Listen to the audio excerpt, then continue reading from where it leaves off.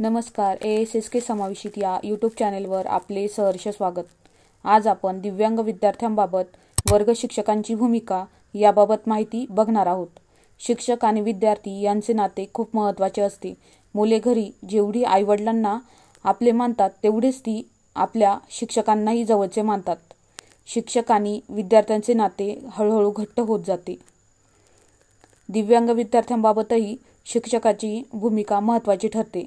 वर्गात समोर आलेला दिव्यांग वाटत असणारा विद्यार्थी नेमका कोणत्या दिव्यांगत्व प्रकाराचा आहे त्याचा पूर्वइतिहास शिक्षकांना माहीत असणे आवश्यक आहे.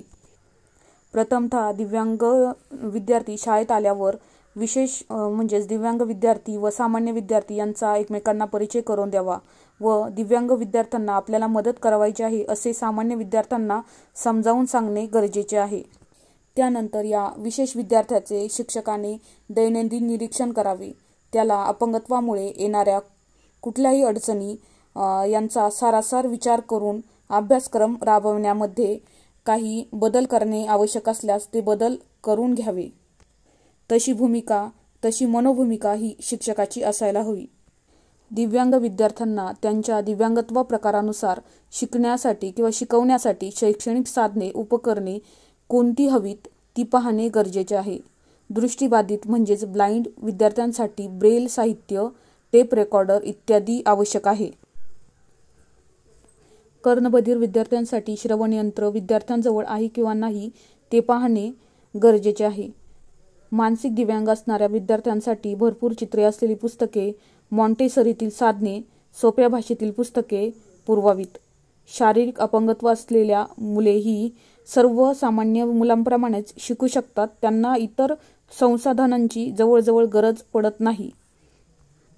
विद्यार्थ्यांचा वैयक्तिक सर्वांगीण प्रगती घडवून आणण्यासाठी त्यांच्या दृष्टीने शैक्षणिक साधने तयार करणे, त्यांचा योग्य तो वापर करणे, अशा विद्यार्थ्यांना सातत्याने प्रोत्साहन देणे, त्यांच्या अडचणी समजावून घेणे, तसेच विद्यार्थ्यांना फक्त सहानुभूती न दाखवता त्याला जाणून घेणे हेही महत्त्वाचे आहे. दिव्यांग विद्यार्थ्याला दिव्यांगत्वाप्रमाणे व त्याच्या कुवतीप्रमाणे त्याला सांस्कृतिक कार्यक्रम, सहल, स्नेहसंमेलन इत्यादीमध्ये सहभागी करून घ्यावे. मात्र या सर्व गोष्टींमध्ये त्याला सर्वसामान्य मुलांनी मदत करावयाची आहे हे बघावे. शिक्षण घेत असताना दिव्यांग विद्यार्थ्याच्या उणीवांकडे दुर्लक्ष करून त्याचे समायोजन करावे, तसा प्रयत्न शिक्षकांचा असावा. अशा विद्यार्थ्यांमध्ये आत्मविश्वास निर्माण केल्यास ते सहज रुळतील व